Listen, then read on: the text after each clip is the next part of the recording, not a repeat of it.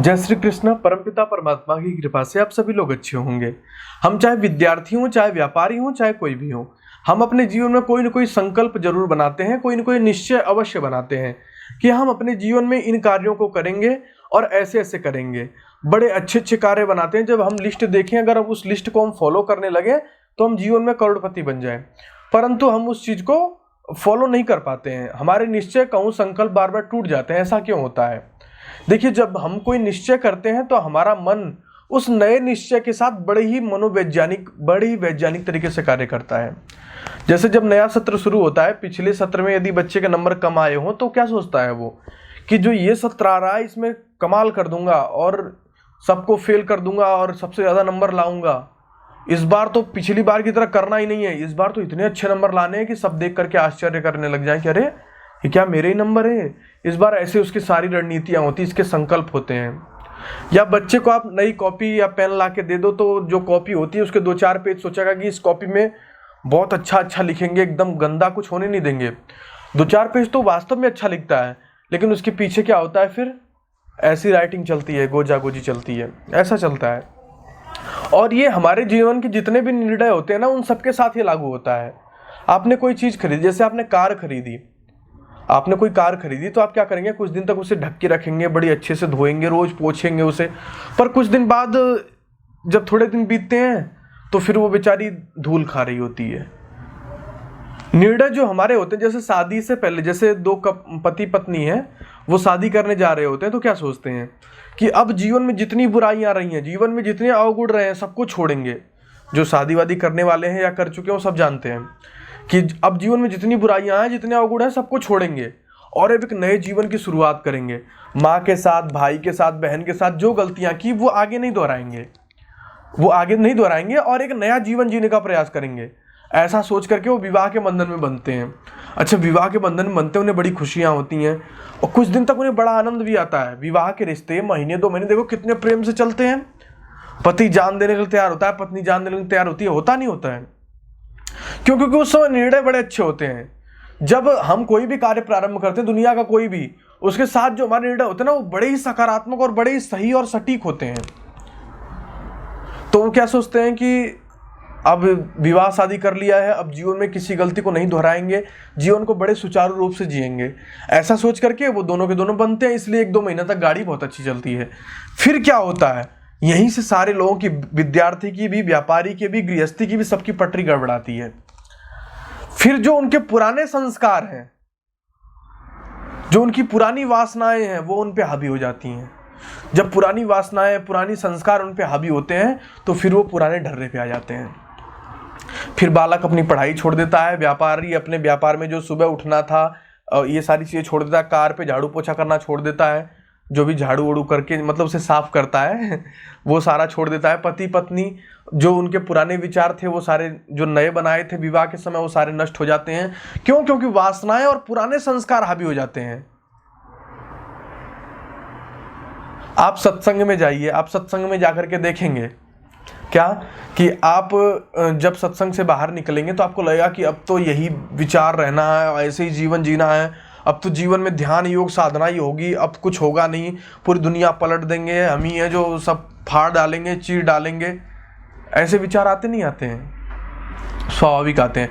पर फिर भी हम जीवन में सफल नहीं हो पाते। क्यों? क्योंकि हमारी वासनाएं, हमारे संस्कार हमें पटक के मारते हैं।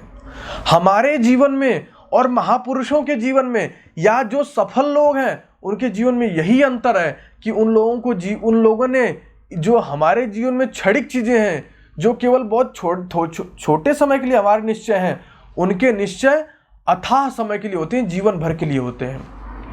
ऐसा आदमी सफल हो जाता है। भाई, देशभक्ति की बातें तो आप भी कर रहे हो रात दिन ना। आप भी जैसे देखो, क्रिकेट में कुछ हो जाए, हॉकी में कुछ हो जाए, कहीं कोई हमला कर दे, देखो आपके अंदर कितनी आग एकदम छटकेगी, चिल्ला उठेंगे।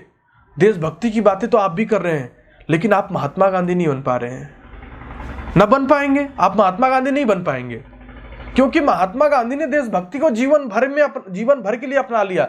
आपके जीवन में देशभक्ति मिनट भी देशभक्त की बातें सोचते हैं, देशभक्ति की बातें सोचते हैं, आगे बढ़ना भी चाहते हैं, परंतु महात्मा गांधी नहीं बन पाते हैं आप। सेवा का कार्य आप भी अपने जीवन में करते हैं, कभी किसी गरीब की सहायता करना, कभी किसी को रोड पार करा देना, करते नहीं करते हैं, पर आप मदर टेरेसा नहीं बन पा रहे हैं।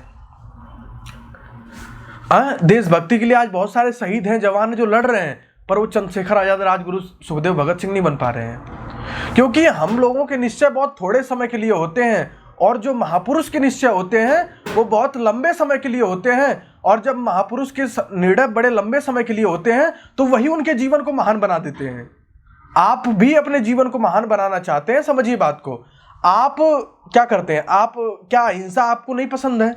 आप अहिंसा में अपने जीवन को नहीं जीना चाहते हैं? बिल्कुल जीना चाहते हैं। अच्छा, क्या आप हिंसा चाहते हैं? नहीं चाहते हैं। क्या आप नहीं चाहते हैं कि मुर्गे ना कटें, मछलियां ना कटें? चाहते हैं ना। अहिंसा के पुजारी आप भी हैं, लेकिन आप महात्मा बुद्ध, महावीर नहीं बन पा रहे हैं, क्योंकि आपके जितने भी निर्णय हैं वो बहुत क्षणिक हैं। आप बहुत कहूं कि मिनट 2 मिनट की एक हवा का झोंका आया और निकल गया।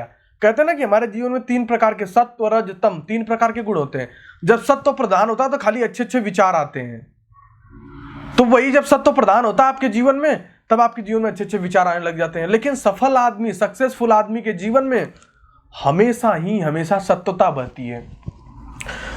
उनके जीवन में हमेशा देशभक्ति होगी, उनके जीवन में हमेशा सेवा होगी, उनके जीवन में हमेशा परोपकार होगा। आप भी अपने जीवन में खुशियां मनाते हैं, उत्सव मनाते हैं, सब कुछ करते हैं, लेकिन आप कृष्ण नहीं बन पाए। कृष्ण ने महाभारत को उत्सव बना दिया, क्योंकि उन्होंने अपने जीवन को पूरा उत्सव में विलीन कर दिया। उन्होंने संपूर्ण जीवन के हर एक अंग को, दुख को, सुख को, सबको उत्सव में बदल दिया। महात्मा गांधी ने अपने जीवन को देशभक्ति में बदल दिया। मदर टेरेसा ने अपने जीवन को सेवा में बदल दिया। महात्मा बुद्ध, महावीर ने अहिंसा का उपदेश देने में अपने जीवन को बदल दिया। इन लोगों का निर्णय क्षणिक नहीं था, यहीं आप मात खा जाते हैं। इस चीज को ध्यान में रखना होगा आपको। यदि आप सफल, देखिए, जो सफल नहीं होना चाहता तो उसके लिए तो कोई बात ही नहीं है। यदि आप अपने जीवन में, यदि आप अपने व्यक्तिगत जीवन में सफल होना चाहते हैं तो आपको ये सूत्र अपनाना ही पड़ेगा। क्या? कि जो हमारे क्षणिक निर्णय हैं उसको स्थिर करना पड़ेगा। वो स्थिर कब होगा? जब आप अपने मन पे अपना कंट्रोल कर लेंगे। मन पे कंट्रोल कब होगा? जब आप विचार करेंगे, विचार करते करते कि अब हमें सुधार करना है और अब कोई गलत कार्य की तरफ बढ़ना ही नहीं है। आपको निर्णय स्थिर करना ही पड़ेगा। जब आपका प्रभाव, जो इन चीजों का प्रभाव है, जो महापुरुषों का प्रभाव है, जो कृष्ण का प्रभाव है, जो गांधी का प्रभाव है, जब तक आपके जीवन में स्वभाव के रूप में नहीं बदल जाता, तब तक आपके जीवन का कल्याण संभव नहीं है। ये सफलता की चाबी है। जब इन लोगों का प्रभाव, अच्छे लोगों का प्रभाव आपके जीवन का स्वभाव बनने लग जाएगा तो आप सफल होने लग जाओगे। यही एकमात्र सफलता की चाबी है। दुनिया में आप कितने भी प्रवचन उपदेश सुन लीजिएगा, जब तक आप अपने विचारों को स्थिर नहीं कर लेते, आप अपने शुभ गुणों को स्थिर नहीं कर लेते, तब तक आप जीवन में सफल नहीं हो सकते हैं। अध्यात्म में भी आएंगे तो कुछ दिन आपको लगेगा कि अरे ये तो बड़ा सरल काम है, सब कर डालूंगा, ये कर डालूंगा।